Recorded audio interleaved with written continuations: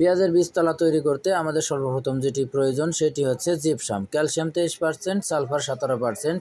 এই জিপসামকে কিন্তু মাটির প্রাণ বলা হয়ে থাকে। এরপর দ্বিতীয়ত আমাদের যেটি প্রয়োজন সেটি হচ্ছে জৈব সার। এই জৈব সার কিন্তু মাটির উর্বরা শক্তি বাড়িয়ে তোলে এবং এর কার্যকারিতা অনেক অনেক। তো এরপরে আমরা মাটিতে সারের সাথে যেটি ব্যবহার করব সেটি হচ্ছে 3GR। এটি হচ্ছে কীটনাশক। মাটিতে এটি ব্যবহার করলে আগাম কীটনাশক প্রতিরোধ করার জন্য এই 3GR ব্যবহার করা যায় এবং এটি অত্যন্ত কার্যকরী একটি প্রোডাক্ট। এরপরে আমরা যেটি ব্যবহার করব সেটি হচ্ছে বোরিক অ্যাসিড। এই বোরন 17%। এই বোরন কিন্তু আমরা মাটিতে ব্যবহার করব, এটি অত্যন্ত কার্যকরী। এরপরে আমরা যদি সেটি না করে আমরা সলুবর বোরন 20% এটি ব্যবহার করতে চাই তাও করা যাবে। তো এই দুইটার কার্যকারিতা প্রায় একই, তো আমরা যে কোনো একটি ব্যবহার করলেই হবে। এরপর আমরা চলে আসি, দেখাই সেই ঝলকটা আর একটু দেখাই। এটা হচ্ছে বোরিক অ্যাসিড। তো আমরা সলুবর বোরন অথবা বোরিক অ্যাসিড এই দুইটার যে কোনো একটা ব্যবহার করলে আমাদের কিন্তু হবে। এরপরে আমরা চলে আসছি জিঙ্ক। এখানে আছে জিঙ্ক 36%, সালফার 17.5%।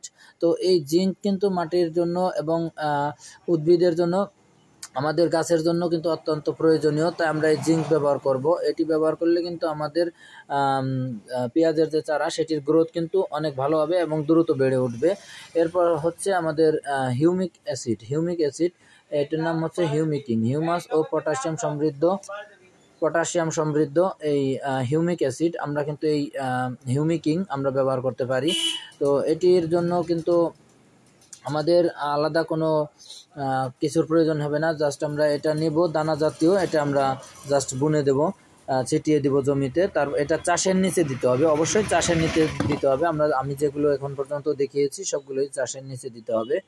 তো দেখুন এখানে কিন্তু নিয়ম লেখা আছে এবং এর কার্যকারিতা কি সেটা কিন্তু খুব ভালোভাবে এখানে লেখা আছে, খুব স্পষ্টভাবে লেখা আছে। আমরা চাইলে এখান থেকে পড়ে নিতে পারবো। এরপরে আমরা মাটির শোধনের জন্য এবং মাটির কোনো ব্যাকটেরিয়া কোনো কিছু থাকলে সেগুলো কিন্তু শোধিত করার জন্য কিন্তু আমরা এই কার্কোজেব ব্যবহার করতে পারবো। এখানে কার্কোজেব আমরা চাইলেই ব্যবহার করতে পারি। কার্কোজেবে হচ্ছে ম্যানকোজেব 63% এবং কার্বেন্ডাজিম 12% আছে। তো আমরা এটি মাটি শোধনের জন্য এটিও কিন্তু সারের সাথে মিক্স করব এবং আমরা এটি প্রয়োগ করলে কিন্তু আমাদের গাছের জন্য অত্যন্ত ভালো হবে এবং বীজতলায় এটি যারা ব্যবহার করেছে তাদের কিন্তু পেঁয়াজের চারার যে গ্রোথ সেটি কিন্তু অত্যন্ত ভালো হয়েছে। সর্বশেষ আমি যেটি দেখাবো সেটি হচ্ছে কার্বেন্ডাজিম গ্রুপের এই ওষুধটি।